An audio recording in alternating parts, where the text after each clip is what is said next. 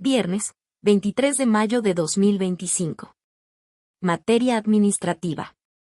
Tesis jurisprudenciales y aisladas. 1 de 7. Registro digital, 203-0428. Tipo, jurisprudencia. Derechos de niñas, niños y adolescentes, NNA, migrantes. Su representación jurídica especializada debe ser gratuita, efectiva y adecuada.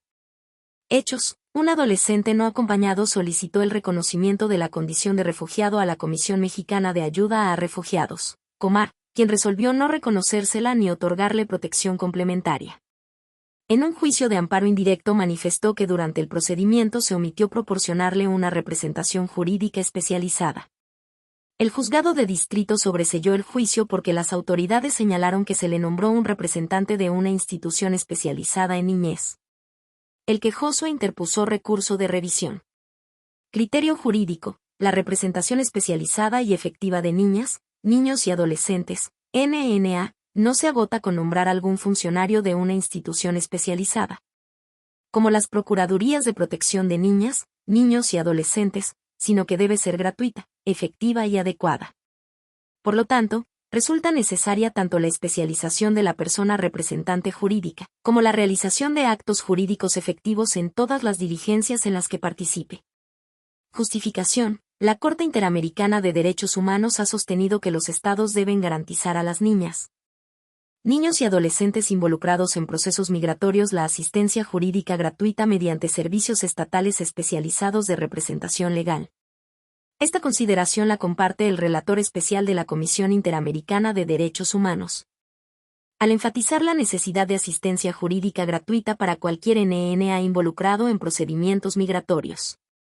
Las directrices del Alto Comisionado de las Naciones Unidas para los Refugiados, ACNUR, establecen que las personas designadas como representantes deben ser profesionales calificados con capacitación específica en temas de infancia, y que deben apoyar activamente en la defensa de los derechos e intereses del NNA durante todo el procedimiento. Nombrar a un abogado únicamente para cumplir con la formalidad procesal equivale a una defensa técnica inexistente.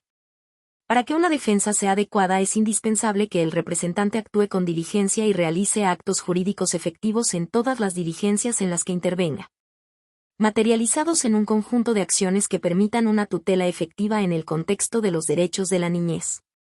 Por ende, todo NNA migrante, incluso si está acompañado de un padre o tutor, debe tener acceso a una persona abogada propia que garantice su representación legal, independiente y efectiva, que asegure la protección integral de sus derechos. Primera Sala. 2 de 7. Registro digital, 203-0435. Tipo, jurisprudencia. Reconocimiento de la condición de persona refugiada.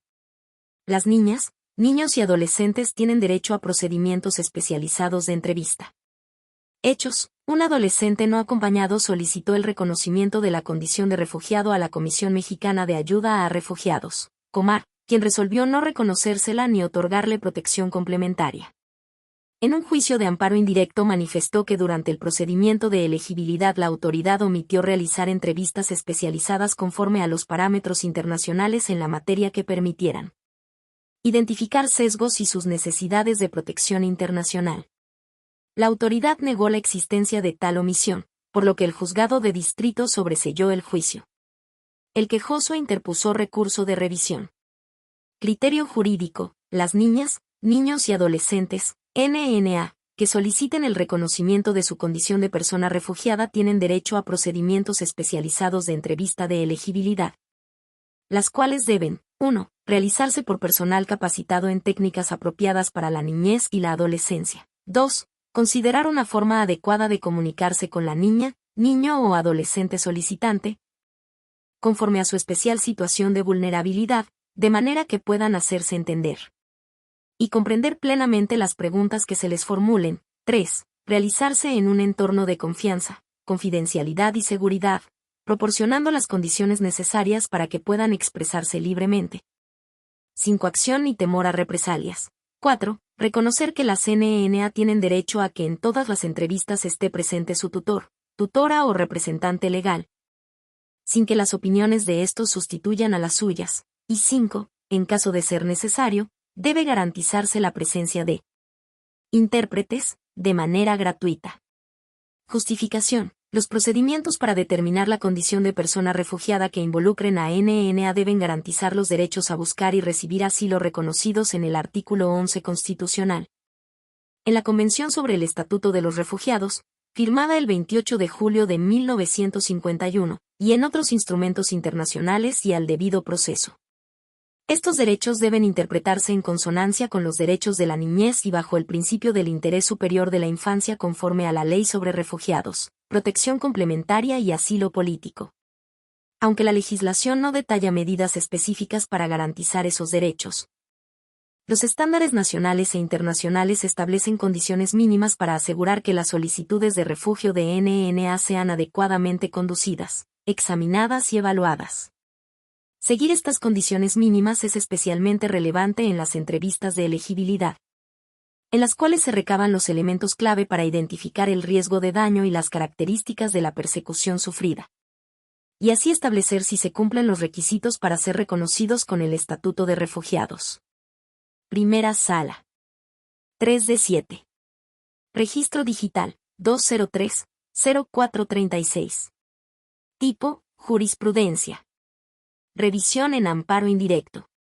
El órgano jurisdiccional debe pronunciarse sobre la pretensión de fondo, pese a la existencia de violaciones al procedimiento que trasciendan al resultado del fallo, cuando se advierta un mayor beneficio. Hechos. Un adolescente no acompañado solicitó el reconocimiento de la condición de refugiado a la Comisión Mexicana de Ayuda a Refugiados, Comar, quien resolvió no reconocérsela ni otorgarle protección complementaria. En un juicio de amparo indirecto manifestó que durante el procedimiento existieron omisiones por parte de las autoridades de migración, de ayuda a refugiados y de protección a la niñez que vulneraron sus derechos. El juzgado de distrito sobreseyó el juicio, argumentó que las autoridades negaron la existencia de las omisiones y actos atribuidos y que el quejoso no las desvirtuó. Este interpuso recurso de revisión en el que reclamó diversas violaciones procesales durante el trámite del juicio que impactaron en su defensa. Criterio jurídico. Bajo el principio de mayor beneficio, en los recursos de revisión en los que se adviertan o reclamen violaciones al procedimiento durante el trámite del juicio de amparo, el órgano jurisdiccional debe determinar si éstas trascendieron al resultado del fallo. En tal supuesto, evaluará si pronunciarse sobre la pretensión de fondo de la parte recurrente le otorga un mayor beneficio en comparación con la eventual reposición del procedimiento. En ese caso, deberá resolver el asunto siempre y cuando no se afecten la igualdad procesal de las partes y el debido proceso.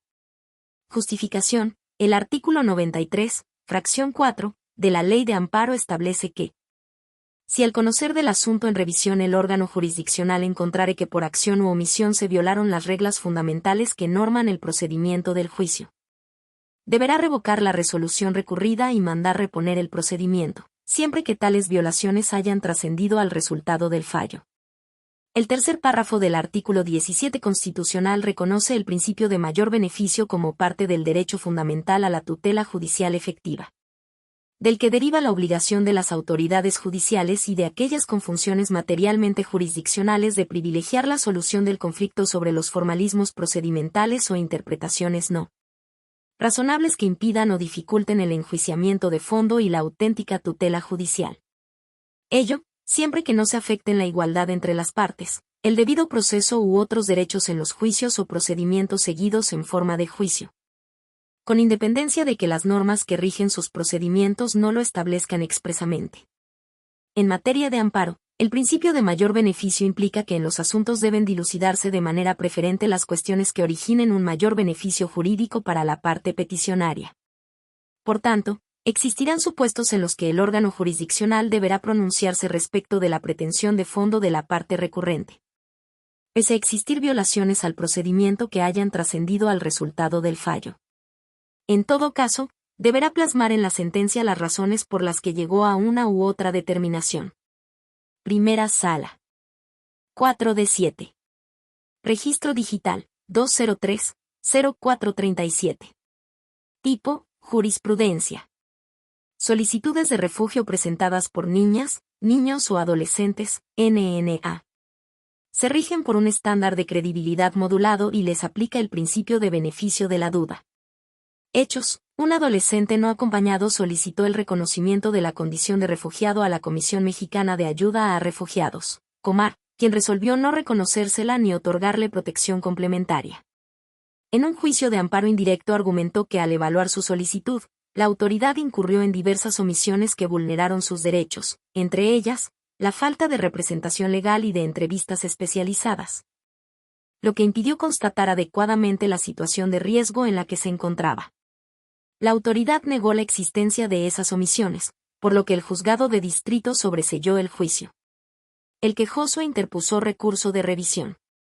Criterio jurídico. Al evaluar las solicitudes de refugio presentadas por niñas, niños o adolescentes, NNA, la persona examinadora debe, 1. Realizar un examen individualizado de los factores específicos de cada solicitante, como sus antecedentes personales, familiares y culturales. 2.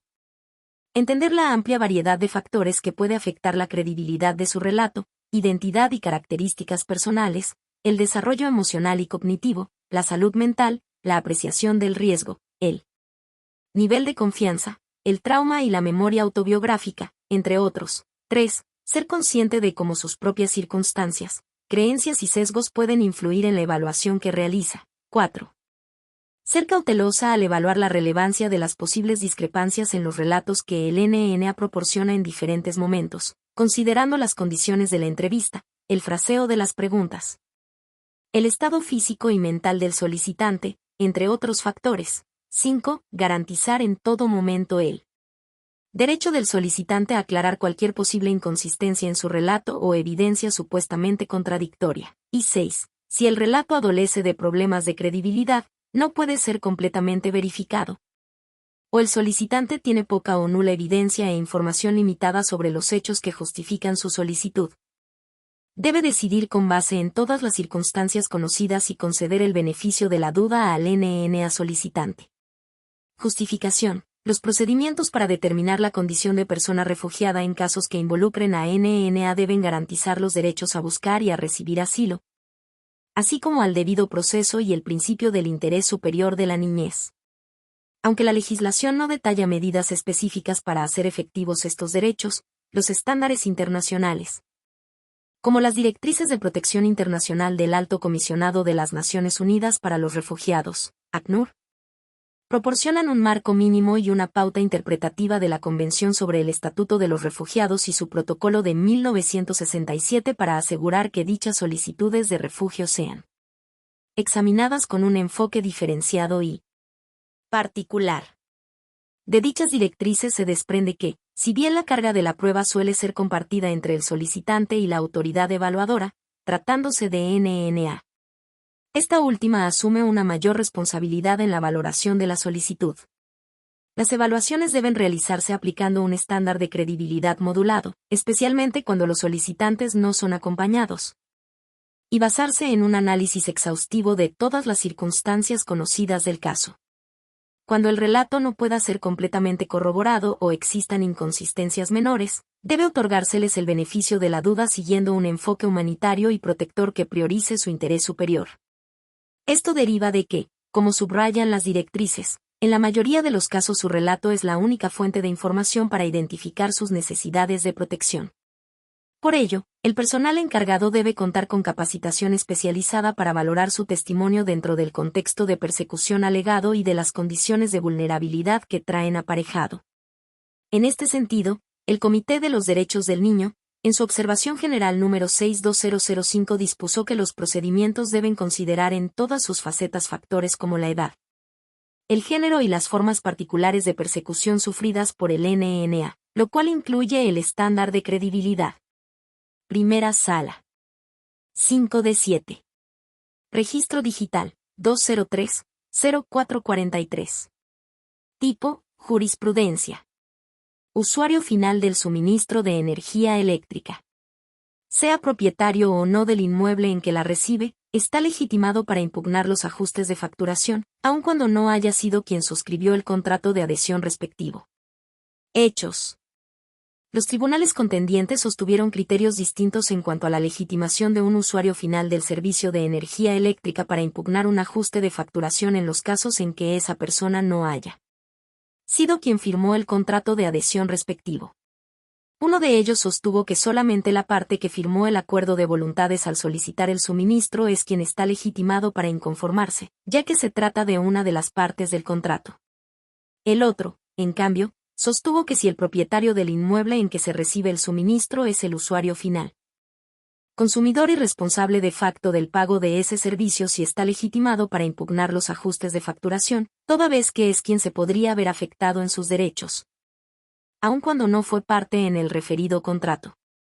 Criterio jurídico. La primera sala de la Suprema Corte de Justicia de la Nación determina que el usuario final del suministro de energía eléctrica sí está legitimado para impugnar los ajustes de facturación, aun cuando no haya sido quien firmó el contrato de adhesión respectivo, independientemente de que esa persona sea propietaria o no del bien inmueble en que se reciba el suministro.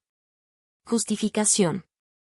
La legislación aplicable en materia de suministro de energía eléctrica no prevé los casos en que la persona que firmó el contrato de adhesión para solicitar el servicio deja de ser quien la consume para uso propio. Sin embargo, tanto la Ley de la Industria Eléctrica como su reglamento y las disposiciones administrativas de carácter general que establecen las condiciones generales para la prestación del suministro eléctrico protegen el derecho de los usuarios finales de defenderse de los actos de autoridades y de los suministradores que estimen contrarios a sus intereses. Por ende, el usuario final, como persona que consume para beneficio propio y paga el servicio de energía eléctrica, si está legitimada para acudir a los órganos jurisdiccionales a defender los derechos que estime violados, aun cuando no sea la persona que firmó el acuerdo de voluntades por virtud del cual se solicitó el suministro en un inmueble o domicilio determinado e independientemente de que sea propietaria o no del bien inmueble en que se recibe el servicio. Esto es así, toda vez que ese usuario final del suministro de la energía eléctrica es quien podría ver afectados sus derechos en caso de que se le incrementen las tarifas o se le suspenda el servicio. Estimar lo contrario significaría dejarlo en estado de indefensión, toda vez que se vería obligado a pagar la cantidad determinada por el suministrador en un ajuste de facturación, aunque lo considere incorrecto, para evitar la suspensión del servicio, pero sin poder inconformarse con ella al no ser parte del contrato de adhesión respectivo. Primera Sala. 6 de 7. Registro digital, 203-0432. Tipo, aislada. Interés suspensional en el amparo indirecto. Lo tienen las personas, comunidades y pueblos indígenas al reclamar las disposiciones de la Ley de Derechos de los Pueblos y Barrios Originarios y Comunidades Indígenas residentes en la Ciudad de México, que les impone la obligación de obtener un reconocimiento oficial o inscribirse en un registro como condición para ejercer sus derechos. Hechos: personas autoadscritas al pueblo indígena Nahua de Milpa Alta, por derecho propio y en defensa de los derechos colectivos de este y de las comunidades que lo integran. Promovieron amparo indirecto contra la expedición y aplicación de diversas disposiciones de la Ley de Derechos de los Pueblos y Barrios Originarios y Comunidades Indígenas residentes en la Ciudad de México que les impuso la obligación de inscribirse en un sistema registral para ejercer sus derechos a la igualdad, a la no discriminación, a la libre autodeterminación y al autogobierno. Solicitaron la suspensión definitiva para que no se constituyera el referido sistema de registro. El juzgado de distrito la negó al considerar que se afectaría el interés social y se contravendrían disposiciones de orden público en perjuicio de otros pueblos, barrios y comunidades indígenas de la misma entidad federativa. Sin embargo, no analizó el interés suspensional de las quejosas. Criterio jurídico. Este tribunal colegiado de circuito determina que las personas, comunidades y pueblos indígenas tienen interés suspensional en el amparo indirecto con efectos de tutela anticipada cuando reclaman la expedición de las disposiciones normativas que les imponen la obligación de obtener un reconocimiento oficial o inscribirse en un registro como condición para ejercer sus derechos. Justificación. Existe un vínculo jurídicamente relevante entre quienes solicitan dicha medida cautelar y la afectación específica que puede originar la normativa mencionada, porque supedita el ejercicio de sus derechos a que acrediten una condición ante las autoridades administrativas competentes, al tiempo que delimita su ejercicio a un espacio geográfico definido en coordinación con estas, y constriñe a ese espacio su autonomía sobre asuntos internos. Ello conlleva un desconocimiento de tradiciones centenarias muy significativas para su desarrollo social y limita el despliegue de su identidad cultural. Autodeterminación y autogobierno a una demarcación meramente política que no guarda relación con su forma de vida ancestral, con su vida comunitaria y con su cosmovisión. Así, al menos indiciariamente tienen interés suspensional en el amparo indirecto porque gozan de derechos de protección especial. Reclaman disposiciones normativas que impiden u obstaculizan el libre ejercicio de esos derechos y la paralización de sus efectos les genera beneficios. Les evita perjuicios y elimina temporalmente el efecto discriminatorio que genera esa obligación de inscribirse a un registro estigmatizante, porque no es exigido a personas no indígenas, lo que por sí mismo emite un juicio de valor negativo y un posicionamiento estatal que demerita su identidad cultural, y genera un grave efecto de exclusión en perjuicio de personas que ya viven una situación de vulnerabilidad. 20º Tribunal Colegiado en Materia Administrativa del Primer Circuito. 7D7. Registro Digital, 203-0440. Tipo, aislada. Suspensión definitiva en el amparo indirecto. Procede con efectos de tutela anticipada a favor de las personas, comunidades y pueblos indígenas para que accedan a todos los beneficios previstos en la Ley de Derechos de los Pueblos y Barrios Originarios y Comunidades Indígenas residentes en la Ciudad de México. Hechos: personas autoadscritas al pueblo indígena Nahua de Milpa Alta, por derecho propio y en defensa de los derechos colectivos de este y de las comunidades que lo integran. Promovieron amparo indirecto contra la expedición y aplicación de diversas disposiciones de la Ley de Derechos de los Pueblos y Barrios Originarios y Comunidades Indígenas residentes en la Ciudad de México que les impuso la obligación de inscribirse en un sistema registral para ejercer sus derechos a la igualdad, a la no discriminación, a la libre autodeterminación y al autogobierno. Solicitaron la suspensión definitiva para que no se constituyera el referido sistema de registro. El juzgado de distrito la negó al considerar que se afectaría el interés social y se contravendrían disposiciones de orden público en perjuicio de otros pueblos, barrios y comunidades indígenas de la misma entidad federativa. Criterio jurídico. Este tribunal colegiado de circuito determina que procede otorgar la suspensión definitiva con efectos de tutela anticipada a favor de las personas, comunidades y pueblos indígenas para que accedan a todos los beneficios, medidas de inclusión y acciones afirmativas previstas en la Ley de Derechos de los Pueblos y Barrios Originarios y Comunidades Indígenas residentes en la Ciudad de México, sin tener que inscribirse en el sistema ahí previsto. Justificación. La concesión de dicha medida cautelar cumple con la apariencia del buen derecho, no afecta el interés social, no contraviene disposiciones de orden público, no constituye derechos que las quejosas no hubieran tenido antes de promover el amparo, evita daños inminentes e irreparables.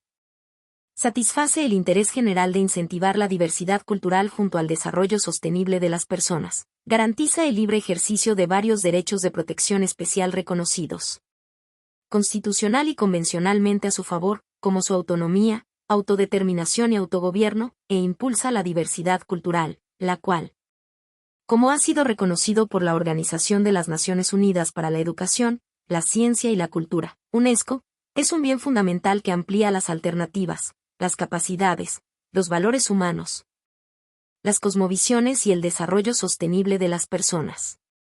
Asimismo, aumenta la estabilidad, la cohesión social, la tolerancia y la paz dentro de las entidades federativas y los territorios tradicionales que habitan. 20º Tribunal Colegiado en Materia Administrativa del Primer Circuito.